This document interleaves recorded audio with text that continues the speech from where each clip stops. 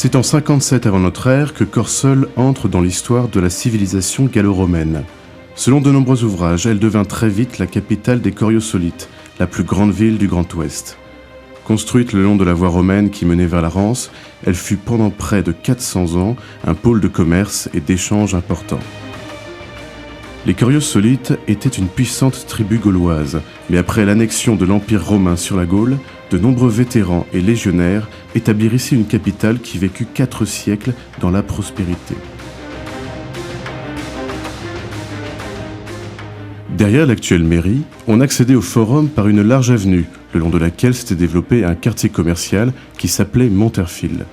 3 édifices à portiques de style toscane bordaient le côté sud de la rue sur une centaine de mètres. En face, sur le côté nord, un vaste bâtiment commercial constitué d'entrepôts et de boutiques. Au bas de la rue, un bassin d'eau était alimenté par les eaux pluviales.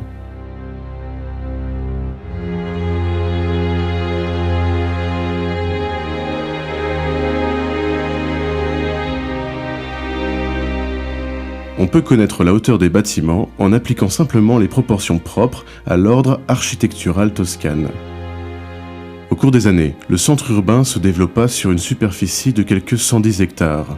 À son apogée, la cité abritait avec sa périphérie près de 10 000 habitants, jouant ainsi son rôle majeur de capitale administrative, économique, mais aussi religieuse.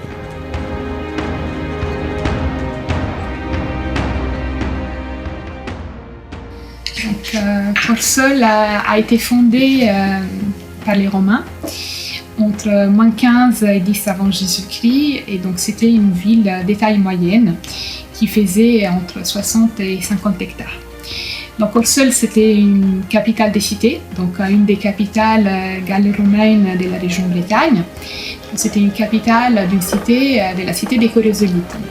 Donc Auguste, quand il réorganise la Gaule, il décide de créer des territoires, donc les civitates, et donc Corseul sera la capitale d'une civitas, donc un territoire administratif, qui correspond un petit peu à l'est du département des Côtes-d'Armor et au nord de l'île de Vilaine.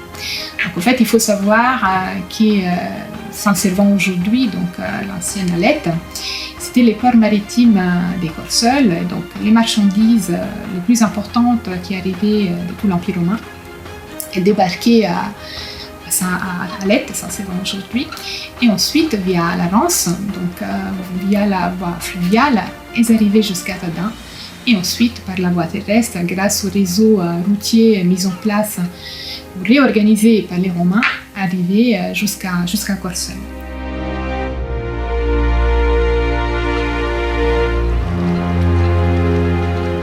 Une partie de l'approvisionnement devant nécessairement s'effectuer par la côte et la Rance, il fallut créer une voie d'accès. Celle-ci aboutit à Tadène, qui devint un petit port de transit, aujourd'hui disparu.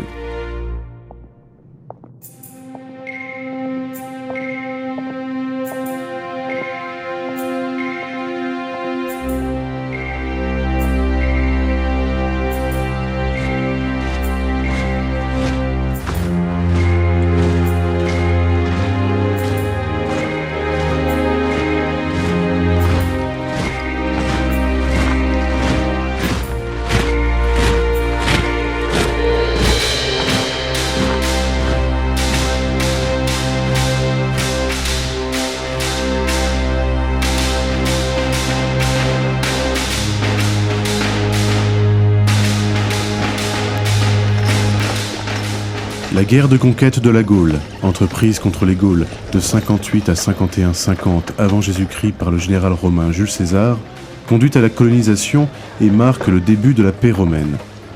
L'empereur Auguste, régnant de 27 avant Jésus-Christ à 14 après Jésus-Christ, organise la Gaule en plusieurs provinces, divisées en circonscriptions, les civitates. Ces cités du 1er siècle avant notre ère reprennent généralement le tracé des territoires des peuples gaulois. La péninsule armoricaine se compose ainsi de 5 cités, occupées par les Ossismes, les Vénètes, les Namnètes, les Cormeilles et les Riédones. Chaque territoire érige sa capitale.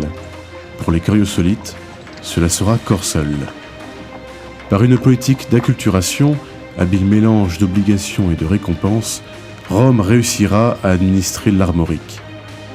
La dynastie des empereurs antonins, 96 à 192 après Jésus-Christ, marque un âge d'or.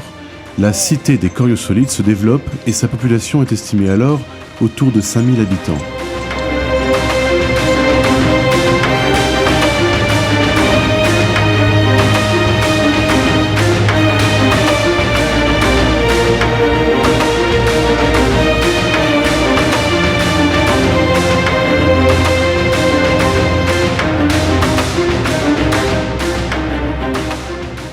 Corseul a un plan typique des villes gallo-romaines, donc un plan damier, avec des axes orthogonaux, donc les Cardis et les Decumani, que les archéologues ont pu retrouver grâce déjà aux prospections des photos aériennes, donc, notamment dans les années 70, donc à la période de la sécheresse, qui a permis d'identifier beaucoup de vestiges, et ensuite par les fouilles archéologiques qui ont eu lieu à Corseul.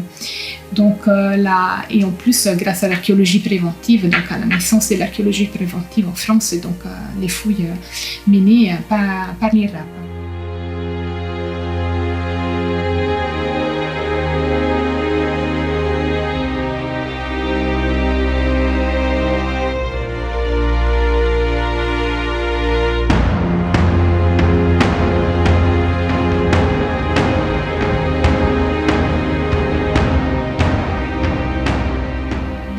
Grand monument, c'est les tombes de Mars, donc les sanctuaires des coriosolites, qui heureusement a été très bien valorisé par un parcours d'interprétation que je vous invite à découvrir.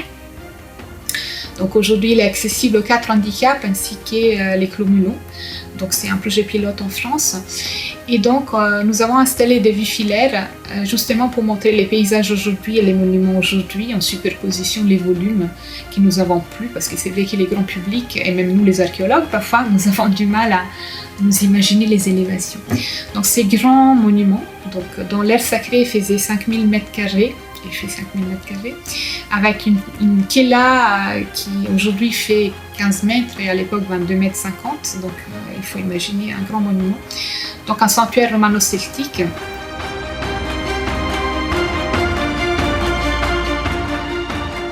C'est à moins d'une lieue de Fannum Martis, sur les hauteurs du village du Haut-Becherel, point culminant de la région, que fut installé le temple de Mars, sur une superficie d'1 hectare. Il fut érigé à la fin du 1er siècle de notre ère, à l'apogée de Corseul.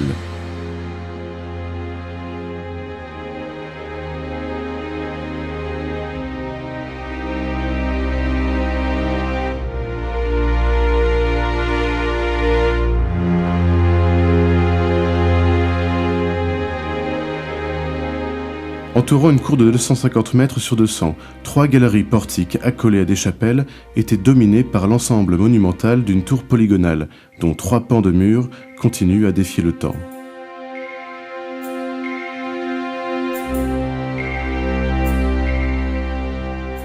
La cella, c'était le cœur du temple, dominant l'ensemble à une hauteur de plus de 22 mètres, l'équivalent d'un immeuble de 7 étages.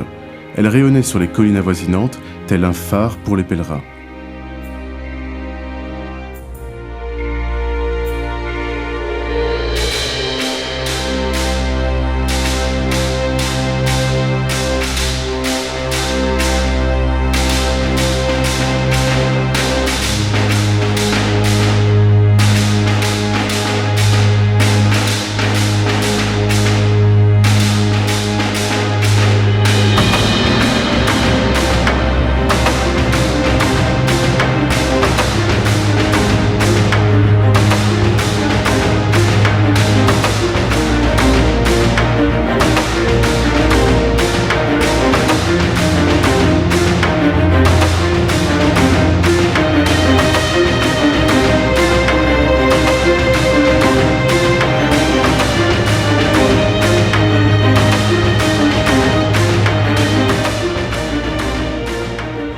Les briques de surface encore en place témoignent de la qualité des architectes et artisans qui élevaient ces monuments. Celui-ci était inspiré de l'architecture toscane. Une partie des fondations des murs d'enceinte a été déterrée de la gangue de terre qui l'avait submergée au cours des siècles. Partiellement restaurées, elles permettent de se faire une idée de l'importance du site.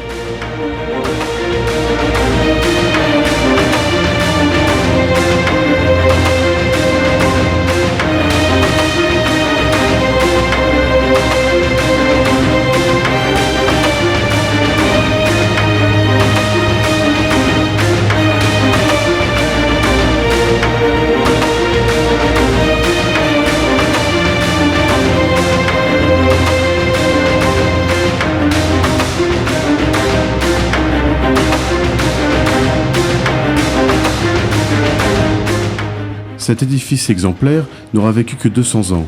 Il disparaîtra à la fin du IIIe siècle, à la suite d'un incendie volontaire. Le plus grand temple romain jamais construit en armorique n'aura pas résisté, lui non plus, à la folie destructrice de l'homme. La Domus du Clos-Mulon. Le site archéologique du Clos-Mulon se trouve au croisement des rues, organisé selon les deux axes principaux du Decumanus et du Cardo, séparant l'espace public du forum de l'espace résidentiel, celui des Domus. Le site est un miroir ouvert sur 4 phases d'occupation. Au 1er siècle de notre ère, il accueille une domus, composée de 3 pièces. Elle se développe sous le règne de l'empereur Claude pour occuper 600 mètres carrés. Au 2e et 3e siècle après Jésus-Christ, la domus atteint son stade final, pour arriver, entre la fin du 3e et le début du 4e siècle, à être transformée en complexe thermal. Un parcours d'interprétation en accès libre vous dévoile la riche histoire de ce site.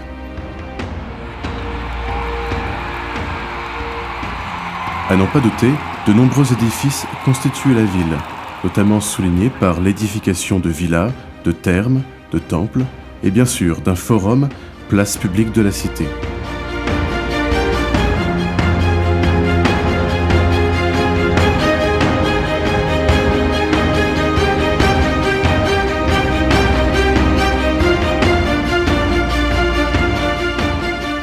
À ce jour, tous les vestiges de Fanum Martis n'ont pas été mis à jour. On peut très bien imaginer qu'une capitale de cette importance avait elle aussi son amphithéâtre. Corps seul ne nous a pas encore livré tous ses secrets.